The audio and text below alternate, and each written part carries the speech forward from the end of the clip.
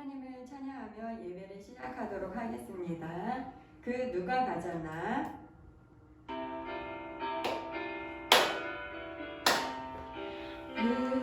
누가 기쁨의 열쇠 그 누가 가졌나? 누가 소망의 열쇠 그 누가 가졌나? 유대 땅 베들레헴 말구 유인하신 예수님, 유대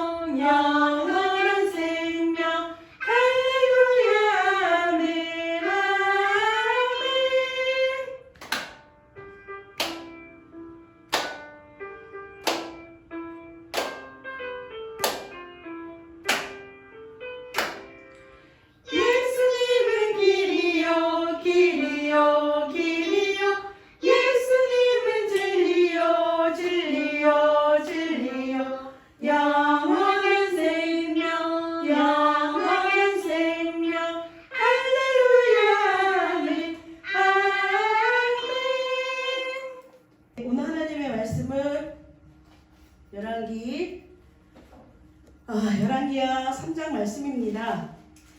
3장 4절에서 14절 말씀인데요. 4절하고 9절만 우리 친구도 엄마도 아빠도 그리고 선생님들도 따라서 읽도록 하겠습니다. 열왕기상 3장 4절에서 14절 말씀입니다. 솔로몬 왕이 나옵니다. 솔로몬 왕의 이야기입니다. 이에 왕이 제사하러 기브온으로 가니 거기는 상당히 큼이라. 솔로몬이 그 재단에 1천 번제를 드렸더니 9절입니다. 하나님이 솔로몬에게 말하는 거예요. 하나님이 솔로몬에게 내가 너에게 무엇을 줄고 했을 때 솔로몬의 대답이에요. 누가 주의 이 많은 백성을 재판할 수 있사오리까 듣는 마음을 종에게 주사 주의 백성을 재판하여 선악을 분별하게 하옵소서.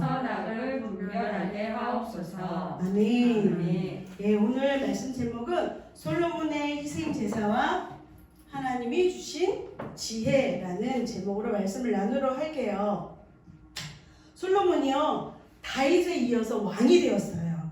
그래서 솔로몬이 나라를 치국할 때 나라가 부강하고 강건하게 세워졌어요. 그때 솔로몬이 기브온 산당에 올라가서 하나님 앞에 희생 제사를 드리는데 1000마리나 되는 소를 드렸다고 합니다. 이거는 진짜 1000마리가 아니라 엄청 많은 재물을 하나님 앞에 희생 번제로 드렸다는 말씀입니다. 희생이라는 것이 뭘까요? 희생은요 어떤 사물을 위해서 자기 몸을 돌보지 않고 완전히 바치는 것을 말해요. 그렇기 때문에 희생은 자기 목숨을 던지는 거라고 말할 수 있는 거죠. 예수님은 인류를 위해서 어떻게 하셨죠? 희생 제물로 오셨어요. 먹는 날에는 죽으리라 하는 그 말씀을 거역한 아담과 하와가 거역하고 선과 악을 먹게 하는 열매를 먹는 그 인류의 원죄를 위해서 그리고 인류의 그 자범죄를 온전히 해결하기 위해서 예수님께서 이 땅에 희생의 제물로 오셨습니다. 그 오신 날이 바로 성탄절이죠. 그저께 성탄절이었습니다. 여러분 솔로몬은요 이 번제를 드리기 위해서 엄청 많은 희생의 제물을 드렸습니다. 그리고 예수님이 오시기 전에 하나님을 믿는 백성들은 죄를 지을 때마다 엄청 많은 짐승들이 죽어나갔습니다. 그렇지만 예수 그리스도께서는 단번에 십자가의 죽으심으로 인해서 모든 인류의 죄를 해결하셨습니다. 이거는 하나님의 사랑입니다. 하나님 십자가의 예수님의 죽으심은 하나님의 사랑의 확증입니다. 이렇게 해서 우리는 더 이상 희생 번제로 짐승을 잡을 필요가 없습니다. 주 예수 그리스도의 이름으로 하나님 앞에 나가서 예배 드릴 수 있는 것이죠. 예수님의 희생 제물이 되었기 때문에 우리는 하나님의 자녀로 설 수 있는 거고 이렇게 하나님 앞에 나와서 예배를 드릴 수 있는 겁니다. 그렇다면 예수님이 이렇게 희생의 제물로 죽으셔서 우리의 죄를 구원하시고 우리를 하나님의 백성으로 삼아주셨다면 우리는 예수님 믿는 하나님의 백성이에요. 그럼 오늘은 어떤 희생을 해야 될까요? 아기들은 엄마의 희생을 먹고 자랍니다. 근데 엄마가 자꾸 편하려고 하면 아기들에게 덕이 안 돼요. 아기들이 손해봐요. 사랑이 깨집니다. 예를 들어서 병이 나지 않도록 우리 아기들을 키우려면 어떻게 돼요? 예수 믿는 크리스찬 가정의 아기들을 병이 나지 않도록 키우려면요. 첫째는 기도해야 돼요. 자녀들의 건강을 지켜주시고 자녀들을 위해서 호흡이 기도가 되어서 기도를 쉬지 말고 기도해야 돼요. 둘째는요. 생활 속에서 엄마의 정성이 필요해요. 병이 나지 않게 하려면 어떻게 해요? 날씨가 아침에 쌀쌀하면 겉옷을 입혔지만 또 낮에 따뜻해지면 겉옷을 벗기고 이 온도 차에 따라서 하는 것이 아니라 체온에 따라 자기의 체온에 따라서 날씨가 추워지면 따뜻하게 입혀주고 날씨가 따뜻해지면 또 옷을 벗겨주고 하루에 3번이든 4번이든 5번이든 이렇게 정성을 들여서 자녀를 키우면 자녀가 병이 나지 않아요. 이거 누구의 희생이에요? 엄마의 희생이죠. 예수님을 믿는 엄마라면은 자녀를 위해서 희생할 수 있습니다. 그래서 병이 나는 것은 병이 안 나야 되는데 안 나게 잘 키우려면 엄마의 정성과 희생인데요. 병이 난다는 것은 정말 엄마의 책임이죠. 그렇기 때문에 엄마가 희생을 다해서 엄마의 책임을 다하기 위해서 남편의 도움이 필요해요. 남편이 아내의 마음을 편안하고 즐겁게 해줄 책임이 또 있습니다. 그렇기 때문에 부부간의 사랑도 희생이에요. 부부간에 자기 이익을 구하면 부부간의 사랑이 깨집니다. 그렇기 때문에 우리 천연 선생님도 계신데 결혼할 때 나는 저 남자를 위해서 죽을 각오가 되어 있으면 결혼하세요. 남자는 또 저 여자를 위해서 내가 죽을 각오가 되었을 때 저 남자는 나를 살려줄 거야. 나를 어떻게 뭐 이렇게 해줄 거야. 저렇게 해줄 거야. 그런 기대를 가지고 하면 힘들어요. 사랑하는 남자를 위해서 죽을 각오로 결혼하고 남자는 사랑하는 여인을 위해서 죽을 각오로 결혼하면 이혼이 없어요. 요즘에 자기 유익을 구하다 보니까 어때요? 이혼율이 굉장히 높습니다. 우리나라가. 그 어떤 남편 온라인 보고 계신 분 중에 혹시 남편이 있을지 모르지만 어떤 남편이 멋진 남편인가요? 아내에게 물론 때로는 잘못할 때가 있죠. 근데 잘못할 때 미안하다고 하는 것은 당연한 거예요. 근데 잘못하지 않았을 때 그럴 때 여보 사랑으로 감싸주지 못해서 미안해. 당신 마음을 편안하게 해주지 못해서 미안해. 이렇게 미안하다 할 수 있는 남편 정말 멋진 남편입니다. 근데 우리나라는 이 미안하는 말을 참 하기 힘들어한다고 합니다. 남편들이. 근데 젊은이들은 또 모르겠어요. 많이 변했을지 모르지만 나이 드신 아빠들 보면 남편들 보면은 아내에게 미안한 말을 하는 게 참 힘들다고 하는데 어쨌든 아기를 키우느라고 하루 종일 아기를 쫓아다니면서 얼마나 희생을 쏟아냅니까? 그런 아내를 사랑으로 감싸주고 아내의 마음을 편안하게 해주고 즐겁게 해줄 수 있는 그런 지혜로운 남편, 아내를 진짜 사랑하면서 희생할 줄 아는 남편이 되길 축복합니다. 아멘. 여러분, 분을 내어도 하루 해가 지나도록 품지 말고 성을 내어도 죄를 지지 말라 그랬잖아요. 이건 하나님께서 분을 낼 수 있다고 인정하신 거예요. 성을 낼 수도 있다고, 성질을 낼 수 있다고 하나님도 인정하신 거예요. 그런데 어떻게 돼요? 밤이 맞도록 하지 말래요. 칼로 문매듯이 그날 하나가 되라는 거죠. 서로 사랑하라. 서로 예뻐진다. 서로 사랑하라. 서로 복 받는다. 그런데 엄마가 우리 아기들이 엄마의 희생을 먹고 자라잖아요. 근데 요즘에 엄마들이 다 그런 건 아니죠. 이렇게 편하려고 하니까 이 편리주의가 자녀들을 위해서 희생을 안 하게 됩니다.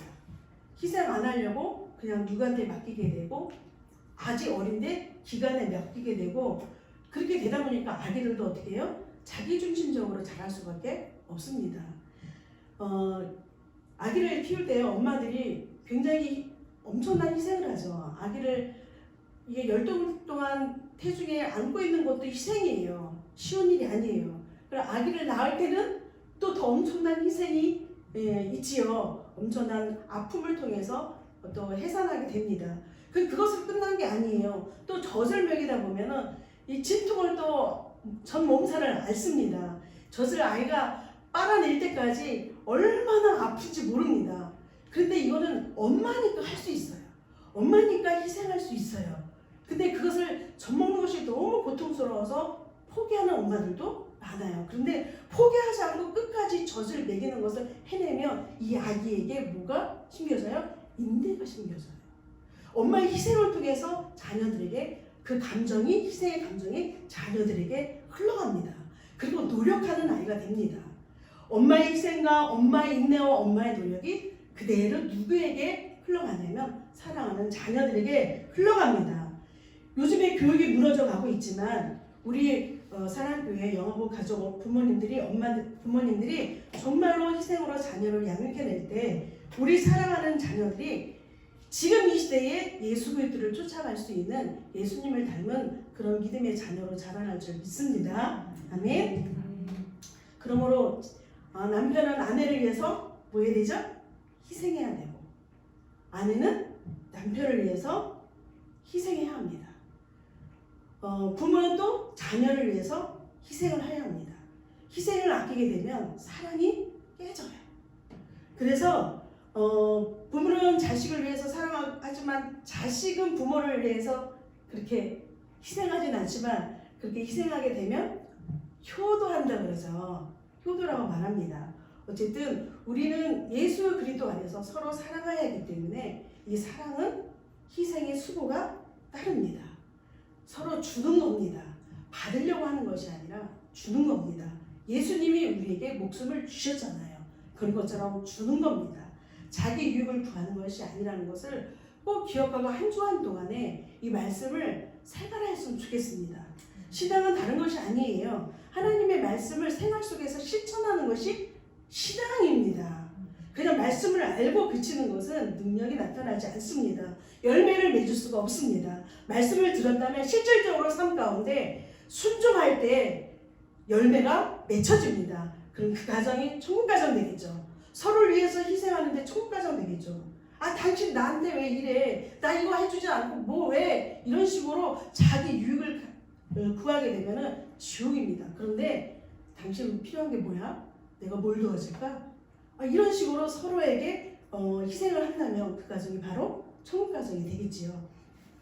우리 사랑하는 자녀들도 엄마가 같이 역할놀이 해주면서 또 때로는 아빠가 역할놀이 해주면서 오늘은 무슨 놀이 할까? 희생을 심어주는 거예요. 무슨 놀이 할까? 그러면 뭐 공동놀이 하면서 무슨 놀이가 있지? 의사놀이 해요. 뭐 그럴 수 있어요. 그러면 의사놀이 그래 그럼 너는 의사고 너는 간호나 그게 아니라 누나는 무슨 놀이 할래? 저 스스로 정하게 해주는 거예요. 그럼 동생은 무슨 놀이 할까? 그래 뭐 나는 의사 할래요. 나는 간호사 할래요. 그러면 그러면 나는 한차 이렇게 하면서 그 속에서 서로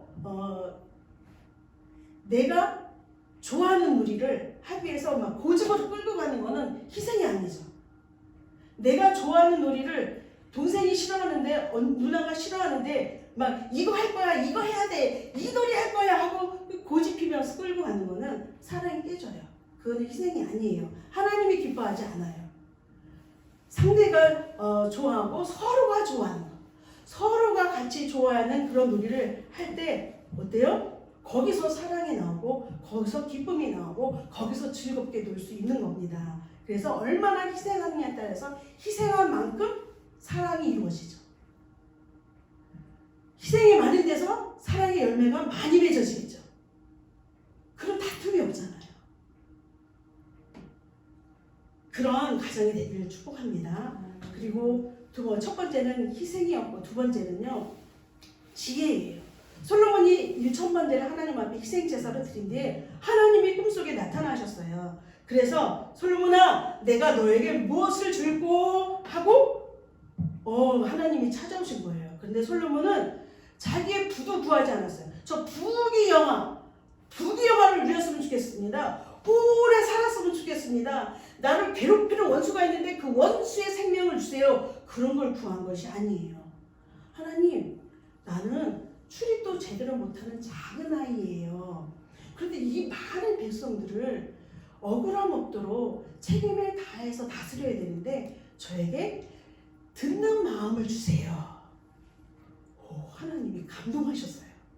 솔로몬의 이 대답에 하나님이 감동하셔서 솔로몬에게 지혜롭고 총명한 마음을 주셨어요.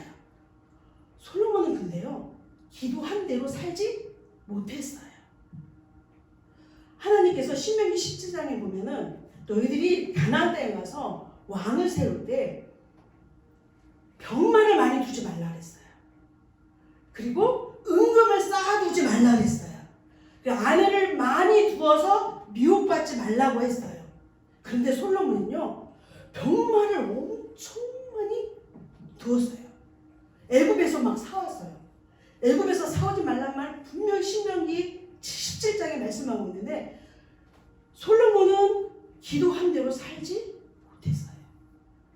그리고 아내를 1000명이나 뒀어요. 은금이 얼마나 많은지 막 길바닥에 굴러다닐 정도로 쌓아놨어요. 그러면은 솔로몬은요 이것을 볼 때 하나님이 주신 지혜로 세상 가치 기준으로 사는 거예요. 왜냐하면 병만을 많이 두면 나라를 지킬 수 있고, 1000명의 여인과 결혼하면서 막 정략 결혼하니까 나라를 지킬 수 있고, 은금으로 부귀영화를 누리는 하나님이 주신 지혜로 자기를 위해서 살았어요. 이게 정말 하나님이 기뻐하신 지혜인가요? 하나님이 정말로 최고로 여기시는 지혜는 뭘까요? 고린도전서 1장 24절에 봤더니 따라서 한번 해볼까요? 오직 부르심을 받은 자들에게는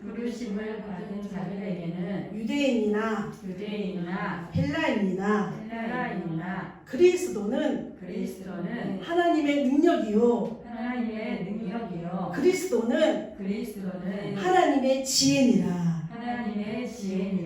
아멘. 하나님의 지혜가 뭐라고요? 그리스도. 예수 그리스도. 우리의 죄를, 인류의 모든 죄를 담당하여 십자가에 못 박혀 죽으신 그 예수 그리스도가 하나님의 지혜라고 말씀하고 있습니다. 우리는 어떤 지혜를 찾아요? 어떤 지식을 원해요? 세상에서 높아지기 위해서요? 아니요. 하나님은요, 예수 그리스도를 아는 것이 하나님의 최고의 지혜라고 말씀하고 있습니다. 그러므로 우리 사랑하는 자녀들에게 지혜로운 자녀로 자라나기 위해서는 누구를 심어야 돼요? 예수 그리스도예요. 자녀들이 지혜롭게 자라는 거는요, 예수 그리스도의 생명이 그 마음속에 심어지면 예수 그리스도의 하신 말씀을 따라가고, 예수 그리스도의 생명이 심어지면 예수 그리스도의 그 생명으로 살아날 수 있는 자녀로 자라나기 때문에 하나님의 지혜인 거예요. 골로새서 2장 1절 2절에 보니까 예수 그리스도 안에는 모든 지혜와 지식의 보화가 감추어져 있느니라 말씀하고 있습니다. 사랑하는 우리 영어부 가족, 부모님들, 사랑하는 자녀들을 세상의 가치로 키우기 위해서, 똑똑한 아이로 키우기 위해서 이곳 저곳 기웃하는 것이 아니라, 분명히 하나님 말씀 고린도전서 1장 24절에 하나님의 최고의 지혜는 그리스도라고 말씀하셨으니, 자녀들에게 예수 그리스도의 생명, 그 십자가에서 내 죄를 위해서 죽으신 그 예수 그리스도를 알아가는, 그 예수 그리스도에 대해서 심어줄 수 있는, 예수 그리스도가 하나님의 최고의 지혜라고 반복해서 심어줌으로 말미암아 솔로몬처럼 하나님의 지혜로 타락하는 자가 아니라 예수 그리스도를 온전히 쫓아가는, 이 시대에 꼭 필요한 하늘나라 일꾼으로 사랑하는 자녀들이 자라나기를 주님의 이름으로 축복합니다. 아멘. 기도하겠습니다.